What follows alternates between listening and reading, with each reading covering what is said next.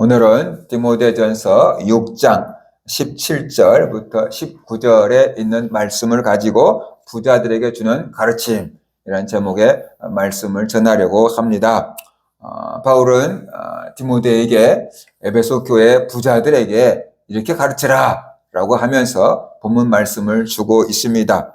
에베소 교회는 물질적으로 풍성한 교회였습니다. 그 지역이 다 잘 사는 마을이었어요. 그러니까 에베소 교회 안에 있는 성도들 중에서도 내노라 하는 사람들이 많았을 것이고 부자들이 많았던 것 같습니다. 그런데 부자들과 또 일반 사람들은 생각하는 것과 행동하는 것이 조금 차이가 있을 수 있지요. 그래서 그 부자들을 어떻게 가르쳐야 되는지 구체적인 지침을 이렇게 주고 있어요. 첫 번째 주신 지침이 뭐냐 하면 교만하지 말라.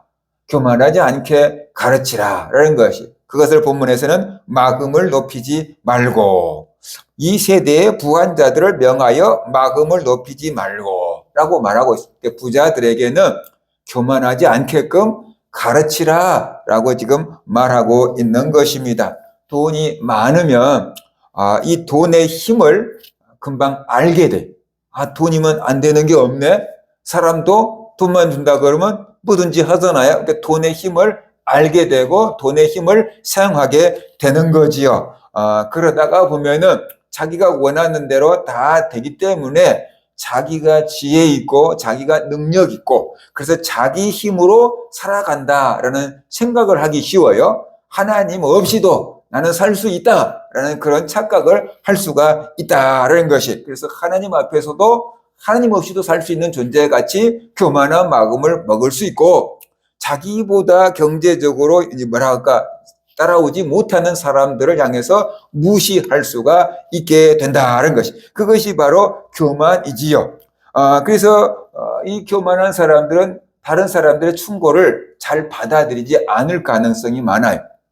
자기보다 가난한 사람들이 뭐라고 충고한다면 네가 뭘 한다고 그래, 뭐 이런 식이 되는 거예요. 그러니까는 부자들은 웬만한 사람의 충고를 안 받아들여. 예를 들어서 자기보다 훨씬 돈이 많은 사람이 내가 한마디 충고해 줄게 그러면은 돈을 들여서라도 받으려고 하겠지만, 자기가 볼 때 자기보다 못한 사람이 충고한다 그러면은 네가 뭘 충고를 한다고 그래, 내가 네보다 더 가졌고 내가 네보다 더 알고 이렇게 생각을 한단 말이에요. 그래서 남의 충고를 받아들이지 않을 가능성이 많아요. 잠언 28장 11절 보면은 부자는 자기를 지혜롭게 여기나 가난해도 명철한 자는 자기를 살펴 아느니라 그랬어요. 그러니까는 여기에 보면은 부자와 가난한 자라고 지금 대조를 시키고 있는데, 부자는 자기를 지혜롭게 여긴다는 것이, 왜냐 그러면 내 뜻대로 다 되거든요. 그러니까 내가 지혜롭다고 생각하는 것이에요. 그래서 자기 자신을 객관적으로 볼 수 있는 눈이 닫혀버린다. 자기에 대해서 자기가 지혜롭고 똑똑하다고 착각을 한다는 것이. 그런데 가난해도 명철한 사람은, 가난하다고 다 자기를 아는 게 아니에요. 가난하지만 명철한 사람은 자기를 살펴 아느니라. 내가 어떤 존재인지를 안다. 하나님의 도움이 없으면 살 수 없는 존재라는 것을 안다. 나는 누군가의 도움을 받으며 사는 존재라는 것을 안다. 겸손하다라는 그 얘기를 지금 하고 있는 것입니다. 그래서 부자들에게 그들은 착각하기 쉽다, 교만하기 쉽다, 남의 충고를 받아들이지 않기 쉽다. 그러니까 디모데, 너가 부자들에게 교만하지 마세요. 돈이 많다고 교만하면 안 됩니다. 그렇게 가르쳐라 라고 지금 바울이 권면을 해주고 있습니다. 우리는 이런 말씀을 들을 때 그냥 부담이 전혀 없어요. 왜냐하면 부자들에게 교만하지 말라고 가르치는 것이니까, 나는 부자가 아니니까 나에게는 교만이 있을 수가 없지 이렇게 생각하고, 이 말씀은 나와 상관없는 말씀, 저 텔레비전에 나온 기업체 회장님에게나 필요한 말씀, 이렇게 생각하기 쉽다는 것이에요. 어떤 의미에서 그런 절대적인 부자들도 있지만 상대적인 부자도 있다라는 것이, 우리가 가난해요. 그런데 나가보면은 우리보다 더 가난한 사람들이 항상 있기 마련이에요. 그죠? 내가 월세를 산다고 내가 가난해 그랬는데 월세도 없이 사는 사람들도 있고, 그죠? 그 월세도 없어서 쪽방에서 사는 사람도 있고, 아니면은 노숙하는 사람들도 있고, 그러니까 어디를 가든지 항상 나보다 가난한 사람들이 있기 마련이에요. 그래서 나보다 잘 사는 사람들 앞에서는 우리가 기가 죽고 겸손하지만 조금 나보다 못 사는 것 같다 그러면 어떻게 하죠? 거기에서 또 우리가 있는 척, 아는 척 그렇게 하면서 교만한 자세로 돌변할 때가 많다라는 거죠. 나도 모르게 그럴 때가 있다라는 거예요. 그러니까는 그런 부분에서 꼭 회장님만 부자가 아니고 우리들도 누군가에게는 부자일 수가 있다라는 것이, 단 한 칸도 없어서 전전긍긍하고 있는 사람들 입장에서 보면은 우리들도 그들에게는 부러운 존재일 수 있는 것이죠. 부자일 수가 있는 것이에요. 아니 여지껏 뭐해서 방 한 칸도 못 마련하고, 우리가 이렇게 말할 수 있는데 그 사람들 입장에서는 엄청나게 충격받을 일인 거지요. 그죠? 그러니까는 우리도 부자일 수 있다. 가진 돈이 많지 않지만 우리의 마음이 부자일 수 있고, 나보다 가난한 사람을 무시한다고 한다면 그것이 교만인 거다. 그것을 우리가 알아야 돼. 내가 가진 게 많지 않지만 때로는 하나님 없이도 살 수 있을 것 같고, 내 힘과 지혜로만 갖고도 살 수 있을 것 같은 생각을 한다면 그것도 역시 하나님 앞에서 부자의 마음이고 교만한 마음이다는 것을 우리가 알아야 돼요. 그래서 이 교만하지 말라, 부자에게 교만하지 말라라고 주신 말씀은 기업체 회장님들에게만 주신 말씀이 아니고 이 자리에 있는 저와 여러분에게도 동일하게 주어진 말씀이다는 것을 우리가 알아야 된다라는 것이. 그 부자라는 게 꼭 물질적인 것도 되겠지만 지식적인 것도 되고 어떤 재능적인 것도 된다라는 것이. 공부를 잘하는 사람들은 공부 못하는 사람들을 되게 무시하죠. 그것도 몰라 그렇게 하죠. 재능, 또 운동 잘하는 사람들 보세요. 운동 못하는 사람들 보면은 하나님 그걸 왜 못해? 안 되는 건데 그걸 왜 못해? 뭐 이럴 수 있잖아요. 그러니까는 다 자기 입장에서 세상을 보기 때문에 그런 것이. 아하, 우리는 교만하지 말아야 되는구나 하는 것을 우리가 알아야 돼요. 하나님은 교만한 자를 대적하시고 겸손한 자에게 은혜를 베푸신다 그랬어요. 그래서 하나님께 은혜를 받으며 살아가는 사람들은 늘 겸손해요. 그래서 하나님 앞에 불쌍히 여겨주세요. 교만한 사람이 불쌍히 여겨주세요 그런 말 하겠어요? 교만한 사람이 살려주세요 그러겠어요? 교만한 사람이 도와주세요 그러겠어요? 그런데 겸손한 사람은 도와주세요, 불쌍히 여겨주세요, 살려주세요, 용서해주세요 그런 말을 하면서 살아가는 거잖아요. 우리가 하나님 앞에서 겸손하게 불쌍히 여겨주세요, 도와주세요, 살려주세요. 하나님 아니면 못 살아요. 그런 고백을 하며 살아가는 것, 그것이 겸손이고, 사람들이 볼 때는 참 뭐랄까 가소로운 존재지만 하나님 보실 때는 그런 사람이 존귀한 존재고 소중한 존재다는 것을 우리가 알아야 되고 은혜 받을 사람이라는 것을 알아야 돼요. 그래서 사람들의 눈에 잘 보이는 것보다는 하나님의 눈에 예쁘게 보이고 불쌍히 여김을 받는 것이 살 길이다라는 것을 깨닫고 겸손하게 하나님 앞에 살아가는 성도님들 되시기를 주의 이름으로 축원합니다. 그 다음에 두 번째는 정함이 없는 재물에 소망을 두지 말라라고 말하고 있어요. 재물에다가 소망을 두지 말라라고 말하고 있어요. 오늘날 현대인들이 저와 여러분을 포함해서 재물에다가 소망 두지 않는 사람이 얼마나 있겠습니까? 웬만한 사람이라면 다 재물에다가 소망을 두고 살고 돌아가실 때까지 재물을 지키며 살아가시는 분들이 있어요. 시골에 사는 어떤 어머니가 돌아가셨는데 딸내미가 이제 장례 다 치르고 와서 집안을 정리하다가 보니까 그 방바닥 밑에 10,000원짜리가 그냥 샥 다 깔려 있는 거예요. 자식들이 용돈 준 거 안 쓰고 거기다가 다 이렇게 모아놨는데 그렇게 돈을 등에다가 짊어지고 사시다가 돌아가신 거예요. 자기가 써보지도 못하고 말이에요. 그래서 사람들이 그렇게 재물에 우리가 소망을 두고 살아요. 그래서 바울은 부자들에게 말했어요. 재물에 소망을 두지 말게 하라. 근데 그 재물을 바울이 딱 이렇게 하나의 특징 지어준 단어가 있는데 그 단어가 뭐냐면 정함이 없다라고 말했어요. 정함이 없는 재물에 소망을 두지 말며 이렇게 말하고 있잖아요. 그래서 정함이 없다라는 말이 무슨 뜻일까?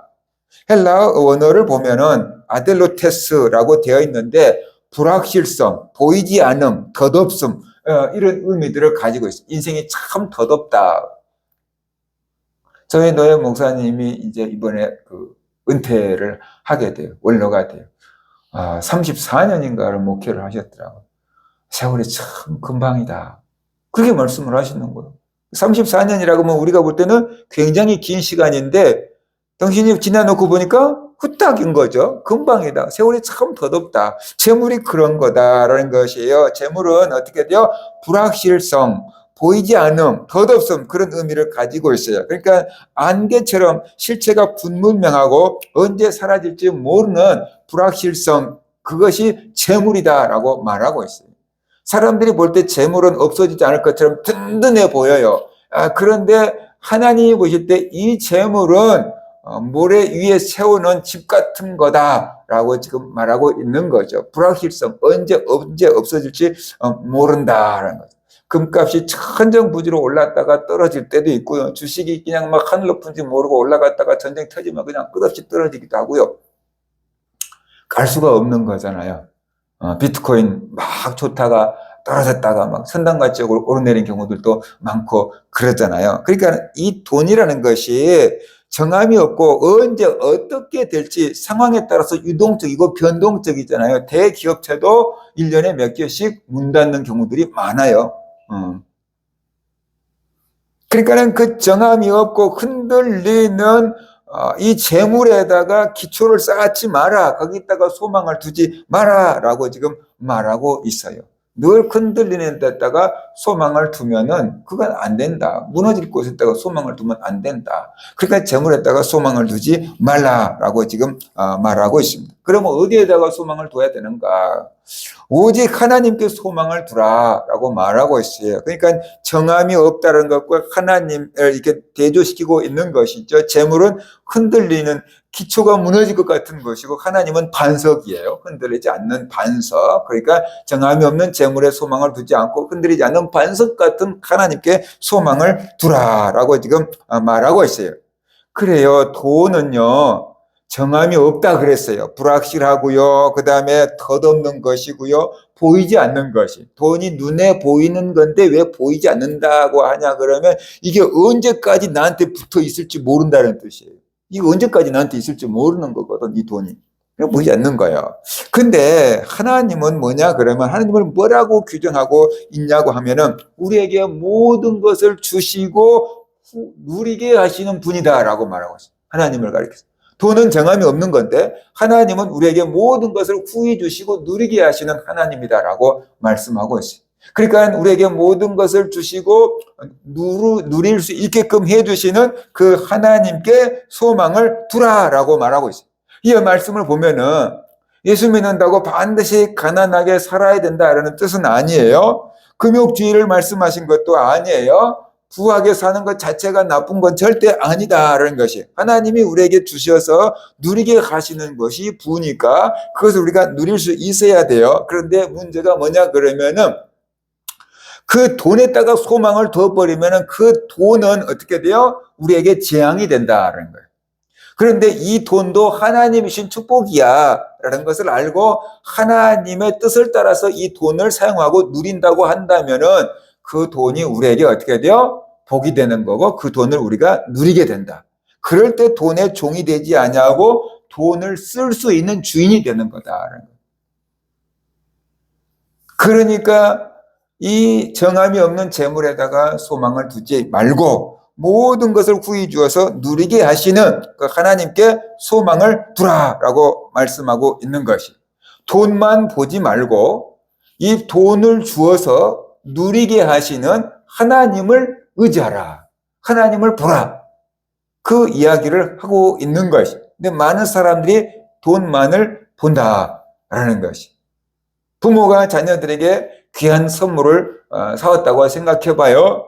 그러면 자녀들은 그 선물에 꽂혀서 고맙습니다 한마디 하고 이제 그 선물에 꽂혀서 살겠지요. 그러나 사실 그 선물보다 중요한 것은 그 선물을 앞으로도 계속 제공해 줄 수 있는 부모님이 더 소중한 거예요, 이게. 그러니까 우리에게 돈 자체가 중요한 게 아니고 그 돈을 후히 주어서 누리게 하시는 그 하나님을 봐야 된다. 여기가 마르지 않는 셈이고 여기가 원천이니까 여기를 봐야만 된다라는 거예요. 근데 우리는 하나님 앞에 나와서 열심히 기도하고 봉사하고 그래가지고 물질 좀 벌고 돈 좀 벌고 사회적으로 좀 영향력도 행사하고 살 만큼 되면은 이제 하나님 없어도 살만하다라고 생각하고 하나님을 떠나고 세상에 빠져 사는 경우가 있어요. 그게 이제 뭔가가 이제 주인이 바뀌어 버린 거야. 그래서 이렇게 되면 신앙이 그 사람이 잘못된 거고 그가 물질적인 부를 받은 것이 오히려 영적인 의미에서는 화가 된 거다라는 것이. 차라리 가난했을 때는 하나님을 잘 찾았는데 너무 행복하고 편안해지니까 하나님을 찾을 일이 없어. 그래서 신앙이 나태해지고 하나님을 떠난다고 한다 그러면은 영적으로는 그에게 주어진 재물이 재앙일 수 있다라는 것을 우리가 알아야 되는 거죠. 그러니까 우리가 하나님이 복을 주셔도 그 돈 때문에 넘어지지 않고 돈의 종이 되지 않을 만한 그런 믿음과 바른 경제관과 가치관을 확립하며 살아야만 된다라는 것이. 나에게 돈만 줘보세요. 내가 뭐 믿음 안 버릴게요. 그거 소용없어요. 우리에게 주일학교 학생들이 와가지고 목사님 사귀게 해주세요. 설령 헤어질지라도 이 교회는 절대 안 떠날게요. 그런데 그런 애들이 헤어지니까 다 떠나갔어. 그 말이 필요 없어. 그러니까 성도들 입장에서 하나님 나에게 돈을 많이 주셔도 나는 절대 교만하지 않고 주 영광을 했을 겁니다 라고 하지만 하나님 보시기에는 믿음이 아직 안 가. 그럴 수 있는 거죠. 그죠? 우리 믿음, 네 믿음 보면 아직 내가 믿지를 못하겠어. 그럴 수 있단 말이에요. 그러니까 우리가 그 믿음을 키울 수 있는 그런 사람들이 되어야 되는 것입니다. 눈에 보이는 돈보다 보이지 않는 하나님을 의지하는 것, 그것이 믿음이. 보이는 것을 믿는 것은요, 믿음 없어도 할 수 있어요. 그죠? 보이는 것을 믿는 것은 믿음 없이도 할 수가 있는 거예요. 그런데 보이지 않는 것을 믿으려고 하면은 이제 그 믿음이라는 것이 작동이 돼야 돼요. 그래야지 믿을 수가 있기 때문에 그런 것이. 돈을 의지하지 않으려고 해도 우리는 자꾸만 돈을 의지하게 돼요. 왜 그러냐? 그러면은 날마다 돈의 힘을 피부적으로 느끼면서 살아가기 때문이고, 그 다음에 이 돈은 눈에 보이기 때문에 그래요. 돈의 힘은 눈에 딱 보이거든요. 그러니까는 돈 의지하지 말아야지. 하나님 의지해야지. 설교 말씀을 전하고 또 듣고 다짐하고 나가지만 막상에 딱 나가면은 아니 슈퍼에 가도 돈이 있어야지 뭘 사올 거 아니에요. 그렇죠? 하나님이 그냥 주는 건 아니잖아요. 그러니까 돈의 힘을 날마다 피부적으로 느끼고 있고 돈은 눈에 보인다는 말이에요. 그러니까는 어린아이들도 돈을 의지하고 나이 드신 분들도 돈을 의지하고 목사님들도 성도님들도 돈을 의지하는 거예요. 그런데 하나님은 눈에 안 보이잖아요. 그러니까 아무리 하나님을 의지하라고 해도 하나님은 눈에 안 보이니까 의지하기가 힘드는 거예요. 의지하라고 해도 뭘 의지해? 어떻게 의지해? 믿음이 안 생기는데 이렇게 되는 거예요. 그래서 우리가 돈을 의지하기보다 하나님을 의지하려고 하는 것은 믿음이 있어야 되는 것이. 그런데 이 믿음이 그냥 생기는 게 아니고 자꾸만 훈련해서 생기는 거예요. 하나님의 말씀을 듣고 배우고 내가 삶 가운데서 크고 작은 일을 경험하면서 그 훈련이 돼서 믿음이 생기는 거다라는 거죠. 저 사람과 오랫동안 사귀다가 보니까 저 사람은 믿을만해. 아니 저 사람은 믿을 사람이 못 돼. 그런 게 생기잖아요. 그것처럼 하나님과 오랫동안 신앙생활을 해오다가 보면은 하나님은 믿을 수 있지. 그런 신뢰가 생길 때 눈에 보이지 않는 하나님을 의지할 수 있게 되는 거예요. 근데 혹시라도 안 들어주면 어떡하지? 그런 마음이 들면 어떻게 돼요? 하나님 의지하지 않고 뭔가 확실한 것을, 눈에 보이는 것을 의지하려고 하니까 세상을 의지하고 하나님을 물질을 의지하게 되거든요. 그래서 그 갑자기 믿음이 생기는 게 아니고 하나님과 신앙생활을 해가면서 크고 작은 경험들이 쌓여서 하나님을 신뢰하는 믿음이 자라는 거다라는 것이. 근데 제가 보면은 어떤 사람들은 하나님의 은혜를 체험만큼 체험했는데 하나님을 신뢰하지 않는 사람이 있어요. 저에게도 목사님 기도하면 응답 준다는 걸 믿습니까? 그러고 물었어요. 응답 주지. 그랬어요. 그랬더니 그 목사가 나한테 뭐라고 했냐면 근데 왜 목사님은 큰 교회를 못하는 거야? 그렇게 물어보는 거예요. 기도하고 응답 준다면은 큰 교회가 돼야 되는 거 아니냐? 목사님 큰 교회 해달라고 기도하지 않았냐? 뭐 이런 뜻인 거예요. 자기는 그렇게 했는데 안 됐다는 거죠. 그 기도에도 응답 받는다는 것을 못 믿겠다라는 거거든요. 그래서 제가 그랬어요.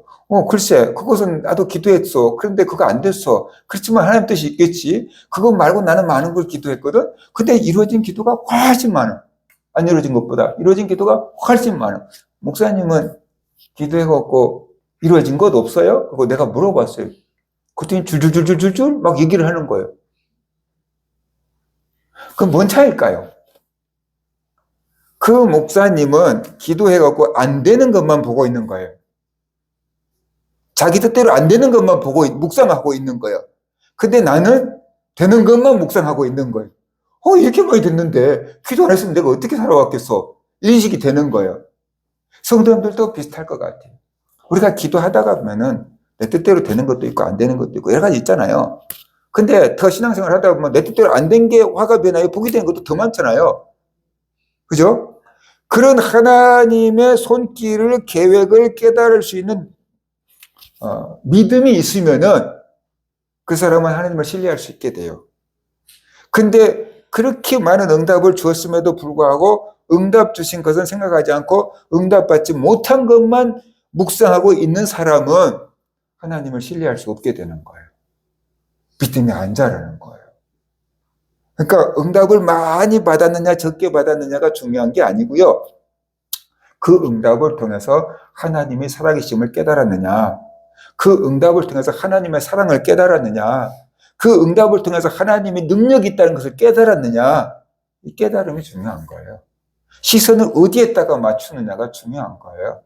아무리 많은 복을 줘도요, 하나님이 주신 거야 라고 깨닫지 못한 사람도 있고요. 조그만 것을 줬는데도 하나님이 주셨어요 라고 감격하는 사람도 있어요. 그죠? 그러니까 그 사람의 문제예요.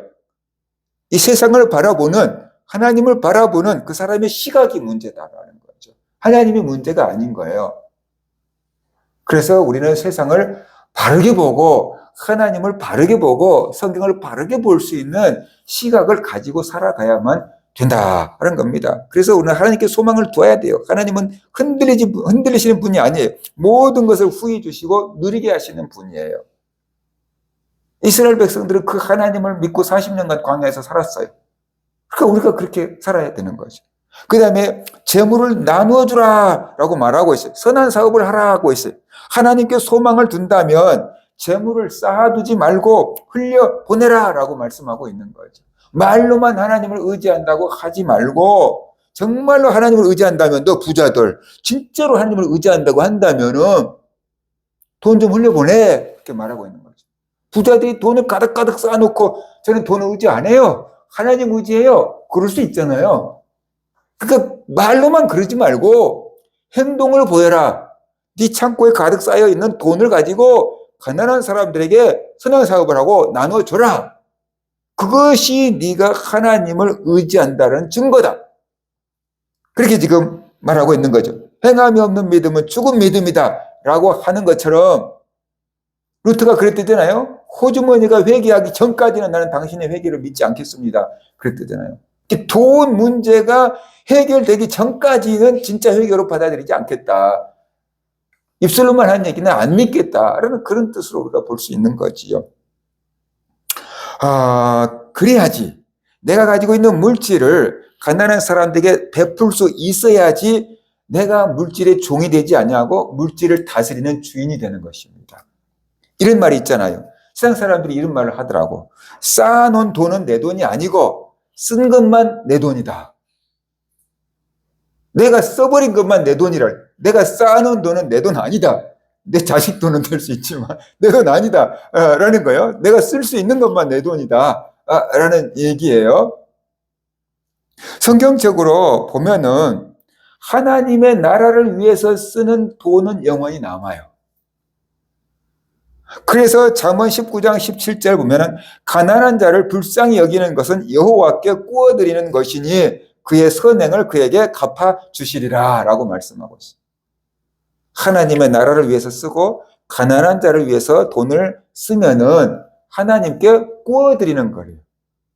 그러면 하나님 우리에게 빚을 갚겠어요? 안 갚겠어요? 떼어매 가실 분이 아니잖아요. 그러니까 하나님께서 갚아주시리라. 과도히 아껴도 부자가 되지 않는다고 그랬어요. 그러니까 너가 정말로 물질의 종이 아니고 물질의 주인이란 것을 보여주려고 그러면은 쌓아놓지만 말고 어떻게 돼요? 나눠줘라. 나눠준다는 것 자체에서 이미 그 마음이 부자이지 않을까요? 그런 부자는 나눠주는데 부한 마음을 가지고 있는 사람은 천국에 가는데 막히는 게 아니고 고속도로가 뚫릴 거예요. 그죠? 마음이 부자인 거예요. 물질이 부자가 아니고 마음이 부자. 나는 넉넉해. 나는 풍성해. 그러니까 나눌 수 있는 거잖아요. 그렇게 느끼니까. 자족하니까. 만족하니까 나눠줄 수 있는 거잖아요. 근데 부자들은 많이 갖고 있으면서도 아직도 부족해. 아직도 부족해. 조금 더 채워야 돼. 그런 마음을 갖고 있으면 못 나눠주잖아요. 그죠? 그 다음에 마지막으로 참된 생명을 취하라 라고 말하고 있어요. 이 가르침은 보세요. 19절에 이것이 장래에 자기를 위하여 좋은 터를 쌓아 참된 생명을 취하는 것이니라. 내가 가진 물질을 가난한 사람들에게 나눠주는 것, 그것이 장래에 자기를 위하여 좋은 터를 쌓아서 참된 생명을 취하는 것이다 라고 말하고 있어요. 이 말을 그냥 그대로 보면은 가난한 사람들 도와라. 돈을 선한 데 써라. 그래야지 네가 구원받아. 딱 1차적으로 생각하면은 그런 것 같아요. 그러면 이 말만 보면 그런 것 같은데 성경 전체를 놓고 보면은 그건 아니거든요. 우리가 예수를 믿음으로 구원받는 것이 선행으로 구원받는 건 아니잖아요.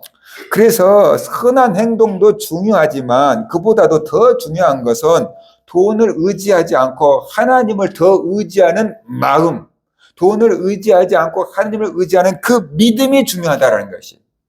돈보다도 하나님을 의지하기 때문에 그것을 나눠줄 수가 있게 되는 것이죠. 그러니까 그 믿음, 실천하는 그 믿음, 살아있는 그 믿음, 그것 때문에 구원을 받는 것이다 라는 것이. 그래서 행함으로 구원을 받는 게 아니고 그가 돈보다도 하나님을 더 의지하는 그 믿음이 있으니까 구원을 받는 것이고 그 믿음이 있으니까 자기 물질을 어떻게 돼요? 가난한 사람들에게 나눠줄 수가 있게 된 거다. 그걸 봐야 되는 거죠. 근본 마음을 봐야만 된다라는 것이죠. 그래서 삭개오가 회개했을 때 어떻게 돼요? 자기 전 재산을 팔아서 가난한 사람들에게 나눠주겠다 이렇게 얘기를 하잖아요. 가난한 사람에게 나눠줘서 삭개오가 인정받는 게 아니고 이미 인정받고 나서 그렇게 하는 거고 은혜를 받고 나서 그렇게 하는 거고 믿음이 있으니까 그렇게 하는 거예요. 그죠? 결국 선행을 베푸는 것은 남을 돕는 일이기도 하지만 궁극적으로 나 자신을 구원하는 것입니다. 어디서 구원하는가? 물질의 노예, 돈의 종에서 나를 돈의 주인으로 바꾸는 작업. 바로 그것이 내가 가진 물질을 하나님을 위해서 가난한 이웃들을 향해서 흘려보내는을 통해서 내가 돈의 종이 아니고 돈을 다스리는 주인입니다. 그렇게 바뀌는 것이. 물질의 노예가 아니고 물질의 주인으로 바뀌는 순간이 바로 우리가 하나님을 위해서 돈을 쓰고 가난한 이웃을 향해서 선한 사업을 하는 것이다 하는 것을 우리가 알아야 돼요. 그럴 때 참 생명을 얻게 된다. 이 세상에 살아있는 동안에도 남을 도와줌으로써 얻는 풍성한 은혜를 맛볼 수 있게 되는 것이고 하나님 앞에 나가서도 그 믿음을 인정받고 영원한 생명을 얻게 되는 것이다. 그런 것이. 그래서 부자들에게 이렇게 가르치라. 이 땅에서 부자가 아니고 하늘나라에서도 부자로 살 수 있게끔 가르치라. 라고 바울이 권면하고 있습니다. 우리 모든 성도님들, 우리가 가진 것이 많지 않을지라도 우리의 마음으로라도 우리가 풍족하고 부유해서 하나님께 받은 은혜를 그것이 물질이든 재능이든 아무튼 뭐든지 간에 흘려보내며 살아가고 다른 사람들도 살리고 하나님께 영광을 돌리고 영원한 생명을 취하는 그런 성도들 되시기를 주의 이름으로 축원합니다.